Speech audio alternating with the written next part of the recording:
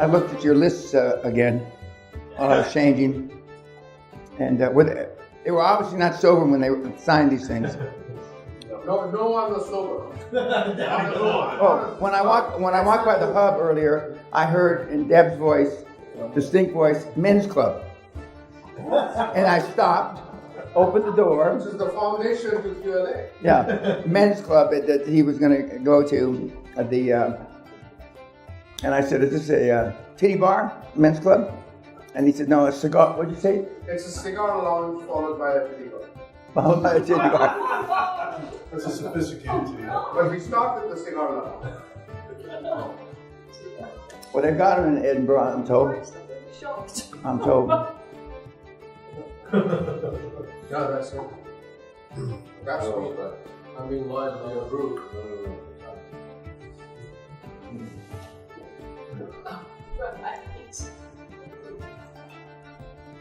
Ross, don't you have any words of wisdom for us? Not at the moment. I was daydreaming about the titty bar.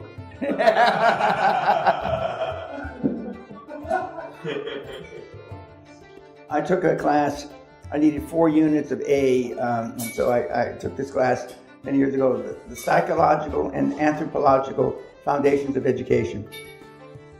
And one of the subject matters that we discussed over a year was titty bars.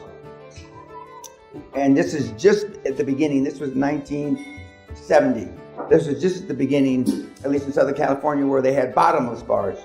They've had topless bars a long time. But the law changed, so they had bottomless bars. So the girls weren't wearing bottoms. And so we had this classroom, had about, 300 in it.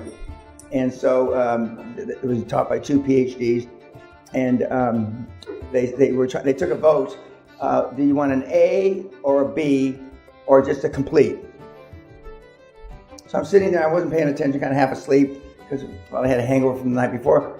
And I realized what they're doing, and so I jumped up and I ran down to the bottom of the amphitheater. And I said, "Professors, would you give us a few minutes? We need to discuss this." So the 2 professors walked out of the room. I needed 4 units of A to graduate with honors. A, not B, and certainly not incomplete. And so I'm ranting and raving, running back and forth and telling these kids, we're voting for our grade here. This is not a democracy. And if anybody votes for anything other than A, I'm going to see you after the vote. So the professors come back in, and it was unanimous. One abstained. It was unanimous to get an A. And so the next time I showed up for class was the final, which was about 5 months later. But the kids had to think about it. So that was the beginning of the end, I believe, of snowflakiness. And how can we get an A if we don't do any work? And I would rather take an incomplete. And they had these kind of debate until I went around and had a word with them that we're not interested in their opinions. The last thing we need is an opinion. Just as you will be telling your boards, the last thing we need is a fucking strategy. What we need is a fucking deal, not a fucking strategy. And the name of the guy at IBM who left American Express that I couldn't think of the other day was Lou Gessner. I couldn't think of his name. Yeah, he was in Nabisco, right? Yeah. He turned around IBM. Yeah. And he wrote a book, Elephants Can Fly. Elephants About his experience in IBM. I thought that was a joint venture book between Anelli and Ross. Elephants Can Fly. Probably they co-authored the book with Lou. No, we'll be releasing a couple of They co-authored with Lucas. called Ebony and Ivory.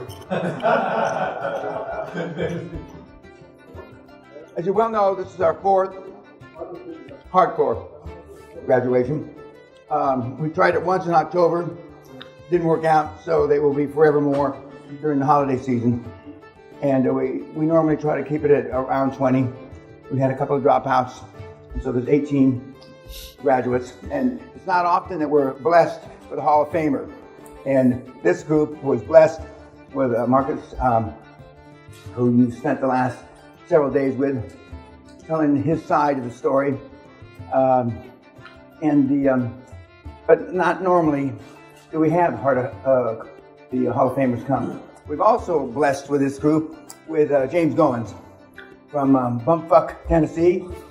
Just recently discharged from the United States Air Force Thank you for your service, James.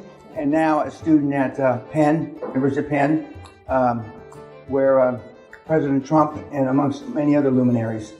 We also have a couple other active duty currently getting ready to get out. We want to thank Lieutenant Commander Sauer for his service, and Jacob, who is with the Defense Force of Israel, who I believe is still in the reserves and it gets deployed from time to time.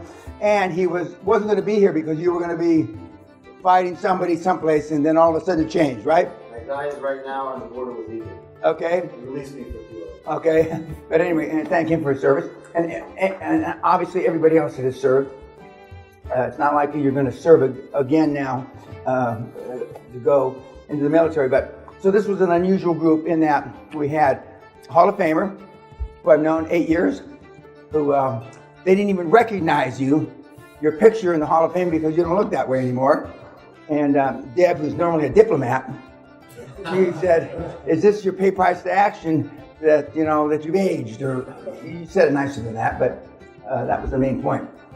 And but the bottom line is, from the last one of the bottom lines is from the last hardcore, as you've already seen, 19 transactions happened in 11 months subsequent to the hardcore. And actually it's 21 now because 2 more happened subsequent to their last Zoom call, which is about a month ago. Different people work at different paces. Some come out like a jackrabbit, like Simon the Bell, and it took him 2.5 years to close that huge transaction, which he got paid for in a tranche.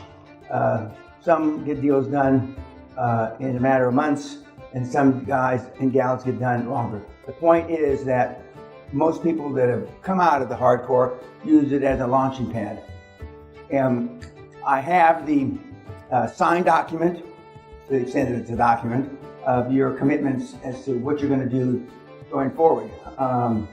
And as Marcus, to the point, tonight, in the last 30 minutes or 20 minutes, he says, "What are we going to do, Mr. Peña? What should we do? What do you recommend we do starting now?"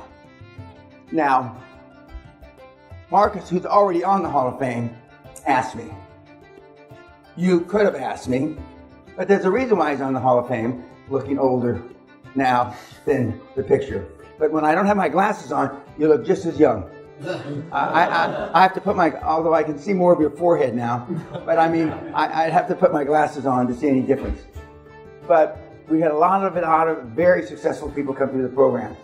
And although money's not everything, it's the only fucking thing anybody counts. I don't know of anything, although we were talking about scars and I guess we were talking about vasectomies or whatever you were talking about earlier. But for the most part, it's the only thing anybody counts. And it's how you make a mark in the world. Go out and change 1 billion lives, and you become a billionaire easily. And then for those of you, and I don't believe there's too many tree huggers in the group, but for those of you that are tree huggers, then you take that money and you go out and save the world. So we are going to enter into the ceremony of giving you your diplomas, also known as. Now, we have completed all these days. Now we're standing up, poke fun at some of the other guys that are attempting to pass on knowledge to other people. With the readjustment of the economy in the last few days, you have even a greater opportunity to put forth and make QLA work for you as an individual and as selfishly as a model that I know works. It works better in sideways to shitty markets than it does in up markets. It's worked great the last 7 or 8 years, 10 years, and it's going to work even better. Remember, you're part of a system. This is slightly blowing smoke at my own butt, of a system that's created millions, tens of millions, hundreds of millions, billions, tens of billions, and hundreds of motherfucking billions. There's no other system around alive that's ever been. Moses, me, Mandela, Christ, that's how it is.